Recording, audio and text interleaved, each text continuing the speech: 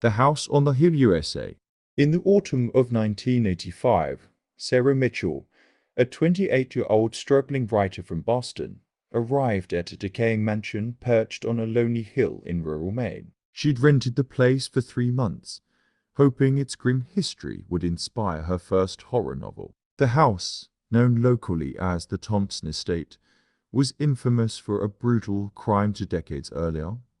The Thompson family, parents James and Margaret, their teenage son Robert, and their 7-year-old daughter Emily, was slaughtered in a single night. James, the father, was said to have gone mad, torturing his family for days before killing them and himself. Emily's body was never found, fueling rumors that her spirit still haunted the house.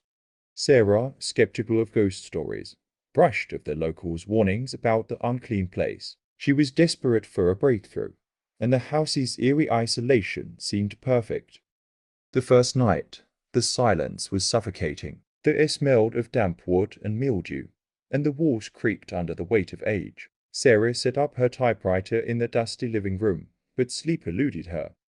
Around midnight, she heard faint footsteps from the attic, slow and deliberate, like someone pacing. She checked the attic, finding only cobwebs and a broken rocking chair.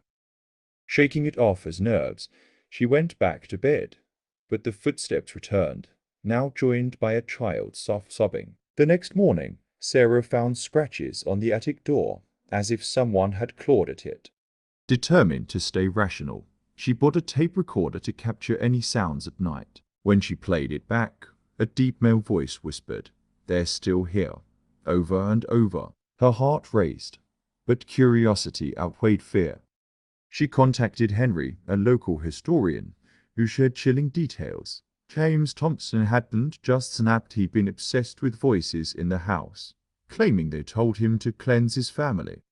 Henry hinted that Emily's disappearance was no accident. Some believed she was hidden away, alive, until the end. That night, Sarah dreamed of a blonde girl in a white dress, standing in the corner of her bedroom, staring with hollow eyes. The girl pointed to the basement and whispered, "Open it." Sarah woke in a cold sweat, the dream too vivid to ignore. She explored the basement, a dank maze of stone walls and rusted tools. Behind a loose panel, she found a hidden room, its walls covered in childish drawings of a family torn apart by a faceless black figure. In the corner sat a wooden box containing Emily's diary. The entries began innocently, but grew darker. "Daddy, here's the shadow man. He says we're bad. He's going to hurt us." The final page read, "The shadow man is in Daddy now. He's coming for me." Sarah's hands trembled as she realized the house wasn't haunted by Emily alone. Something else was here. Som. That night, the air grew heavy, and the lights flickered. Sarah heard laughter, a deep, guttural sound coming from behind her. She spun around, but no one was there. In the hallway mirror, a tall man with a twisted, eyeless face stared back, his mouth stretched into a grin. She screamed, dropping the diary. The door slammed shut, and the windows refused to break. Sarah fled to the basement, clutching a flashlight, but the darkness seemed alive, pressing against her. In the hidden room, Emily's figure appeared, no longer a child. Her face melted into a grotesque mask, blood dripping from her eyes as she shrieked, "You open the door." Sarah realized too late that breaking the wall had unleashed the entity that possessed James. It wasn't Emily's ghost, it was the Shadow Man, now free to claim her. She tried to escape, but the house seemed to warp, trapping her in endless corridors.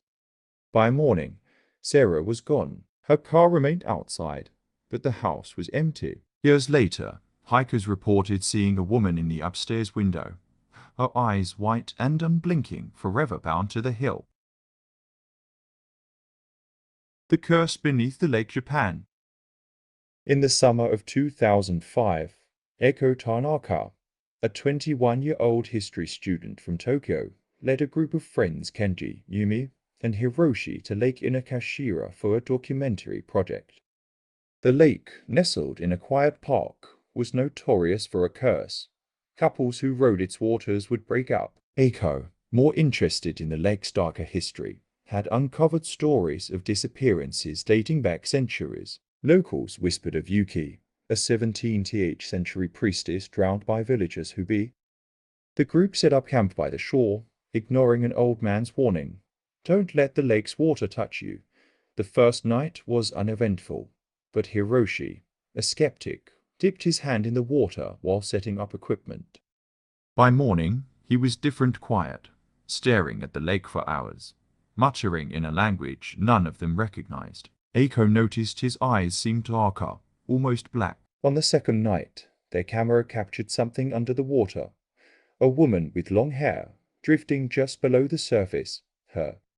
Yumi wanted to leave, but Hiroshi insisted they stay, his voice unnaturally calm. Eiko, driven by curiosity, dug into village records and found that Yuki's body was never recovered, and her shrine, hidden deep in the woods, was sealed after her death. The group trekked to the shrine, a crumbling stone structure covered in moss. Inside, they found carvings of a woman surrounded by twisted, eel-like creatures. Hiroshi touched the altar, and his nose began to bleed. He laughed, saying, "She's awake now." At night, the lake seemed to hum, its surfer. They found him standing in the water, knee-deep, staring at the horizon. When Kenji tried to pull him back, Hiroshi turned, his face contorted, and hissed, "She wants all of us." The group fled, but the forest seemed to twist around them, leading them back to the lake.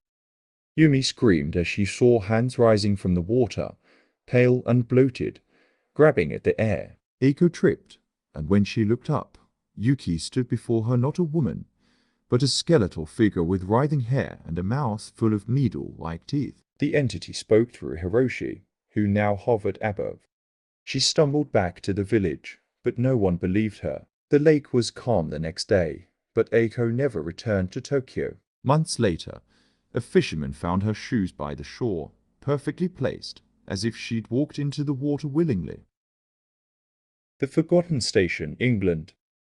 In the winter of 1995, Tom Carter, a 32-year-old mechanic from London, took a late-night train from King's Cross to visit his sick mother in Yorkshire. The train was old, its carriages creaking and dimly lit.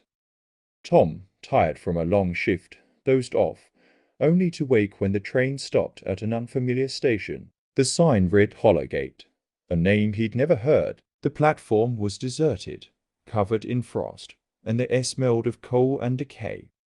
No one else got off, and the train left without a sound. Tom checked his watch. It was 2:17 a.m. and realized his phone had no signal. The station was eerily quiet, with a single ticket booth, its windows smeared with grime.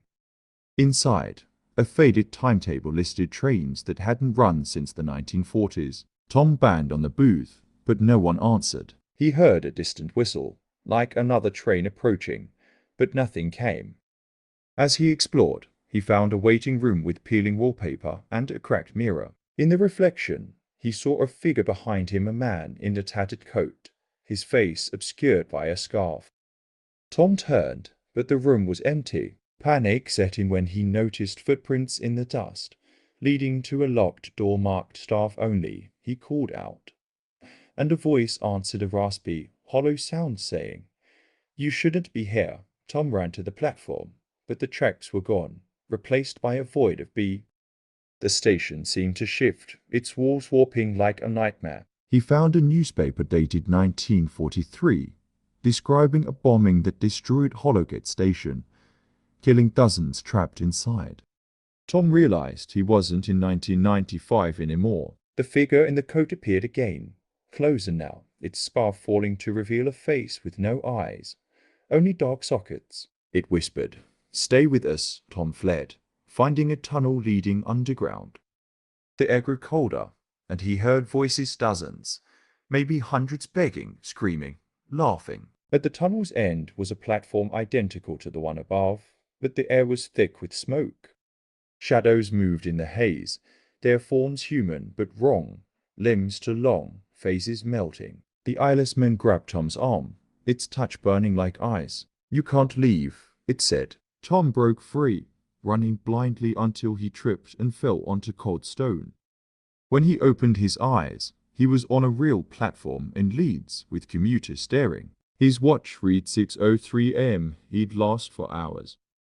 Tom never spoke of Hollowgate, but he couldn't ride trains again. Years later, he found an old photo of King's Cross from the 1940s. In the background was the eyeless man watching from the crowd.